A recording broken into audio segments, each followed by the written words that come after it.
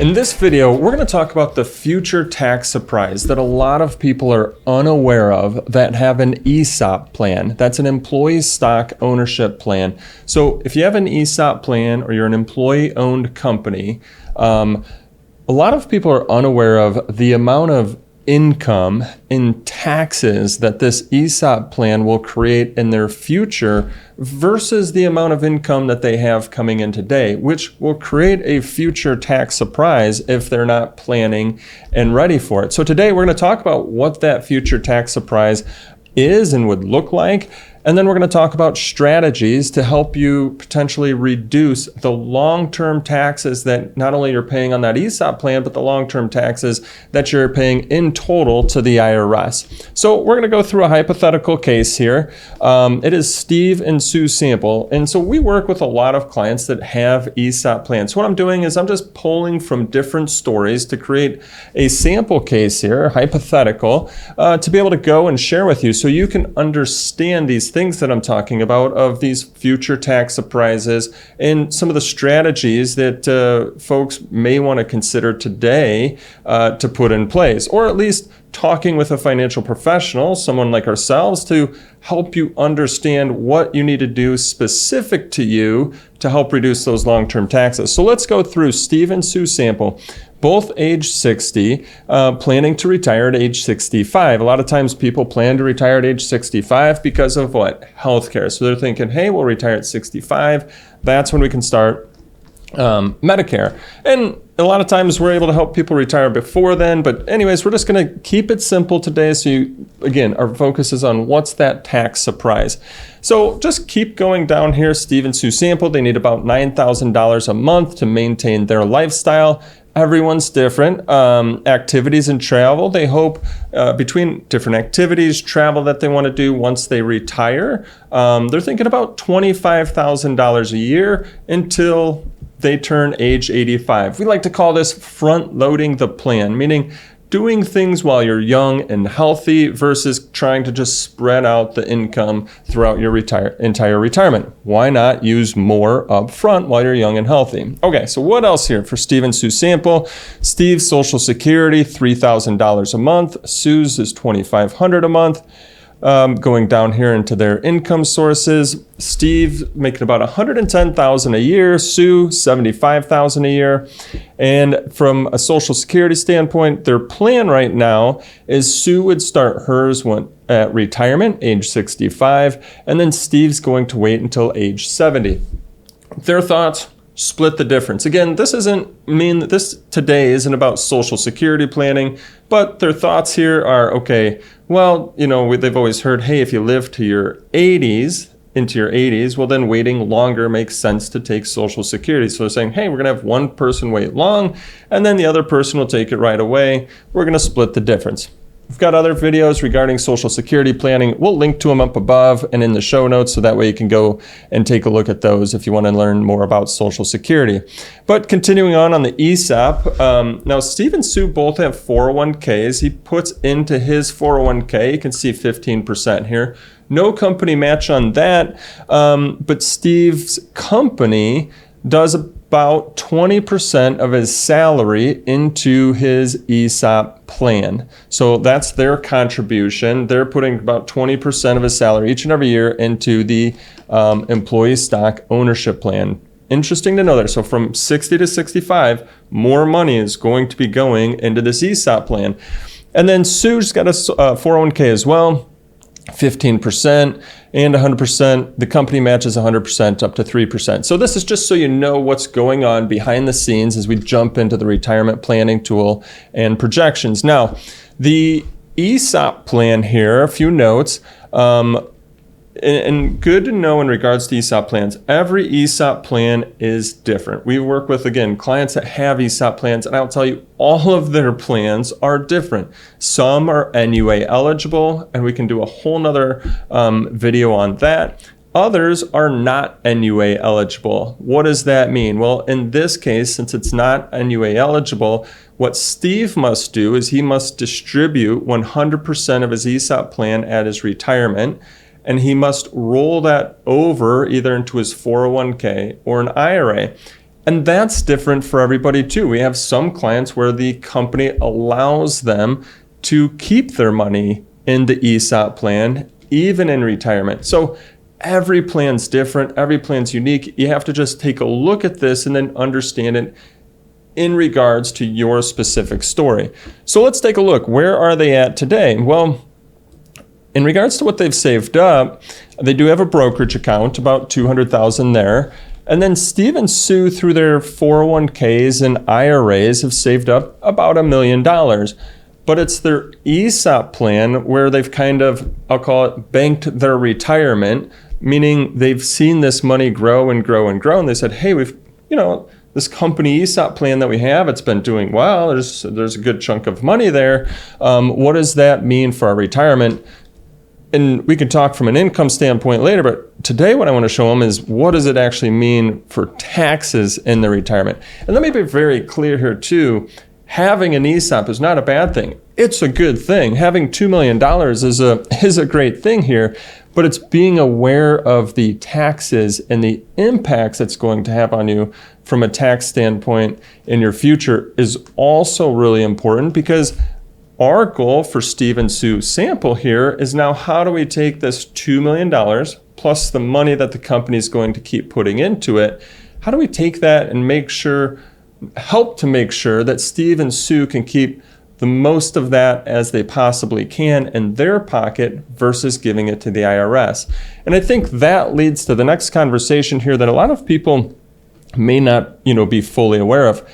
Your ESOP plan, again, if it's not NUA eligible, and at some point in time then we'll just say it's not NUA eligible, it fits right here in the tax deferred column, meaning you have not paid any taxes on that ESOP money yet. And in Steve's case here, where he will have to roll it over to his 401k or IRA upon his retirement or termination of employment, well, now it sits in that tax deferred column in an IRA, which then guess what? Later in life, he's going to have to take required minimum distributions from it. So one, really important to understand, how does your ESOP plan work? Because there's different tax aspects depending on how it works. What happens once you terminate from employment or retire? That's important to know too, how much of it can stay there. But either way, if it's staying there and it's not NUA eligible, you're going to be looking at taxable income. All of that money, when you take it out later, is going to get taxed, and it's going to get taxed at ordinary income tax rate. So I'm going to show you the impacts of that here in a little bit. Just so you know, some other things on their overall net worth here. Other assets, $500,000 in their residence. They don't have a mortgage. So total now, because of that big ESOP add-in, they've got about $3.7 million. Total net worth, about $3.2 million here in investable assets. So that's a good thing to know, right? Is how much now sits in that tax deferred column. And that's why I say a lot of people are unaware, because they're seeing all of this money go into their ESOP plan. They're maybe saving some themselves, or maybe not as much themselves, or maybe they're saving a lot themselves. And they're unaware of kind of when this ESOP at their termination or at their retirement rolls over to their IRA or 401k. In Steve's case here, again, every plan's a little bit different, what that will have an impact on in their future. So let's head over now to our retirement planning software to do a projection. See where this tax surprise comes in. So tax allocation summary, just to kind of, again, remind you where the money sits. We've got $200,000 in the taxable column and $3 million here in the tax deferred assets in their projection. Since they're still working, remember 20%, they're going to be putting around 20% of his salary into that ESOP plan each and every year. A lot of times people want to understand just kind of, well, what does this mean from a return standpoint? Well, if you take a look here on the left-hand side, and this is something to be aware of too when it comes to ESOP plans, is all of the gray here, the other, that is what is in Steve's ESOP plan. So look at that, 86% of their portfolio is in one stock. that's pretty heavy into one stock. And I know when you have an ESOP plan, a lot of times people think, well, hey, this is my company's doing great, I've got big belief in my company. But when you talk about putting eggs in one basket, just think about how many eggs Steve had of his retirement, Steve and Sue's retirement plan, they have in one basket. Basically 86% out of 100 eggs, right? They got 86 of them sitting in one basket. Now, maybe it's done really well in the past. Is it going to continue to do well in the future? And you have to ask yourself that. So if we just look here, I find a lot of times company ESOP plans are doing very well. Annual return here on his 10%. And then just on their 401ks, IRAs, about a 6.5% return here. All projections in the software here, but just wanted to kind of give you an idea of that. So now you understand which tax buckets the money sits in. You understand the returns of the funds here. We know that they're going to retire at age 65 and how much they need. So the software here then is really projecting, it's going year by year. It's saying, okay, based on when they retire, how much they need to live. It's taking money out. It's taking that ESOP plan, right, that was getting that higher return. Once they retire, it's going to put it over into their IRA. So it's maybe not going to be, it's going to be more at that lower return through their retirement. And then also taking expenses out of things that they need to live and maintain their lifestyle. So using that, we're going to run a tax projection and show you what that looks like. So here we go. Here's the tax projection for Steve and Sue sample. What's a tax projection? Well, on the left-hand side here, you're going to see taxable income. You see dollar amounts there. And on the horizontal is their age.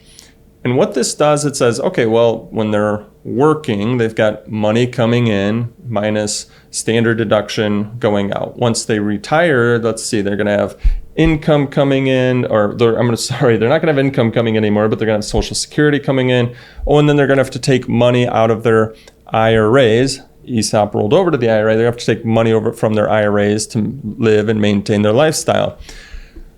So that's the shaded blue area here. What's their taxable income through their future? And as you look through here, you see it's pretty level until right about here, age 75, and then it takes a big jump up.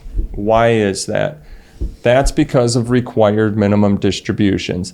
Since the ESOP was not anyway eligible, it had to get rolled over into a 401k or IRA, and based on future growth of this money, you can see here there's a big jump at age 75, and that big jump is their required minimum distributions. Now, I'm going to take you over to a cash flow file just to show you the impact, how much money they'd be taking out in their future. But take a look at this really quick. We can just see from a visual standpoint, the blue shaded of where they're at today versus the blue shade of where they'll be at age 75. And it's much higher at age 75 than where it's at today. That's the surprise. That's what people aren't seeing and aren't aware of, is how much income they'll have coming in the future. Income's a great thing, but guess what? With income also comes more taxes. More taxes that you have to pay, and potentially putting you in a higher tax rate. So let's just first take a look at the amount of income that these RMDs are going to generate in Steve and Sue's future. All right, so here we go. We've got to look at Steve and Sue's income plan. It's measuring and maintaining and calculating their annual cash flow. So on the left-hand side, you can see cash inflows, money coming in. Right-hand side, cash outflows, money going out. That could be their expenses, their health care, the goals, right? That $25,000 that they need each and every year for travel and activities. And then we've got taxes in there as well. But the main focus today was that tax surprise. So if we click on plan distribution would be their required minimum distributions. And if you see here, 401k IRA, and you'd say, wait, where is their ESOP? Remember, at retirement, he had to roll that into his 401k, or in this case, we rolled it into his IRA. And if we scroll down here, nothing that they're mandated to take out until we get to age 75. And if we look here, year one, required minimum distributions, all based on hypothetical growth rate that I showed you earlier, they would potentially have a required minimum distribution of $268,000. If you remember when I went over their current income, he had $110,000, she had $70,000. That's $180,000 of current income. They're going to have more taxable income in their future than they will have today. So what does that mean? Well, we're going to talk about that in a second. But as you can see here, 268, 282. I mean, if they live into, like, let's say Steve here, they're both age 85, $443,000 that they're going to be forced to take out of these accounts. So I think it's important then to next look at what does that mean from a tax bracket standpoint. Well, right now, they're in the 22% bracket. They would potentially jump up to the 25% bracket if tax rates expire, if and when. And then once they retire, they might go down. And then, okay, they get through that brokerage account. They're pretty much in that 25, 28% bracket through retirement. Well, not through retirement, 25%. And then as you can see here, they have to start taking those required minimum distributions age 75. Now they start jumping up, 28% bracket. And then we go down, oh, look at here, age 85 and longer, they're now in the 30% bracket. 22% today, 30+% bracket in their future. This is the surprise that people aren't thinking about, they're not planning around, they're not talking about. So utilizing this information, what are some potential thoughts and strategies that people should be looking at and considering when it comes to their retirement and if they have an ESOP plan? So let me just walk you through some things. Well, right now, they're putting into their 401k. If their company offers a Roth 401k, maybe they should consider putting into the Roth 401k. Because, again, if they're going to be in the 33% bracket in their future, by putting in their 401k, they're basically saying, I don't want to pay 22% today. I'd rather pay 33% in my future. Switching to the Roth 401k may be potentially helpful for their situation. Everybody's situation is going to be unique and different. For them, this is their situation based on having $2 million in their ESOP. You might have more, you might have less. It could change what that looks like. Another thing that they might want to consider doing is Roth conversions. That means taking from those IRAs and 401ks and paying tax once they retire in the 10% rate, 15% rate, 25% rate, paying tax at these lower rates versus the 28 or 33% rate in their future. Paying that tax today, getting in that tax-free bucket where it grows tax-free and withdrawals are tax-free. Let's see, what else? A few other things to consider. Maybe if they have a high deductible health plan, they can use an HSA today. That way they're getting more tax deductions today if they're going to then put money into their Roth. Another thing that they could think about is potentially just spending more, right? So once they retire, spend more up front. Use that money. Maybe they want to gift it, help out their children, help out a charity, help out a cause. It just means that they're taking more money out up front at that lower tax rate. But if they're not going to spend more, then I'd kind of defer back to the Roth conversions. A few other things to think about here is I find a lot of times too when people have ESOP plans, a lot of times these ESOP plans have grown up pretty big, meaning millions of dollars or millions of dollars while you're very young, meaning in your 40s and 50s. And so a lot of times people are considering retiring early, around age 55 or 52 or 57.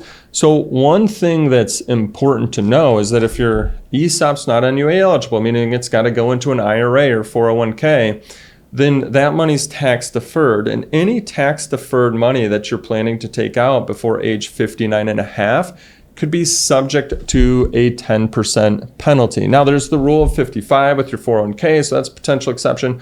But basically where I'm going with all of this here is that it might be good and helpful for you to save into a brokerage account. Have some money in a non-retirement account so that way you've got some money to support you until you turn age 59 and a half. So then you can start taking money out of your IRAs and 401ks without a penalty. So a lot going on here. I mean, everybody's situation is going to be unique and different to them. Like I mentioned, we work with a lot of different folks that have ESOP plans, and all of those plans are totally different from company to company. And so everyone's story is a little bit different of how it gets piecemealed together, because the tax projections are different and the income plan's different, and when they're going to retire is different.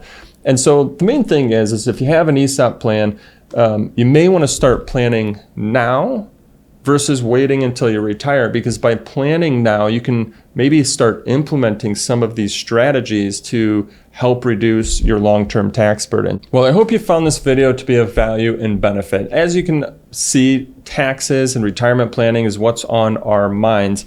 And if taxes is on your mind as well, you might want to download our free guide to unlocking hidden tax savings opportunities. You can get this free guide at lifemoneyshow.com/taxes. Again, that's lifemoneyshow.com/taxes. If you enjoyed the video, subscribe to our YouTube channel. That way you'll get notified as we're coming out with new videos just like this on how to reduce the taxes on your IRAs and 401ks, videos about Social Security, and other videos about retirement planning each and every week. So don't forget to subscribe. That way you'll get notified. Look forward to seeing you in our next video. Thanks, and have a great day.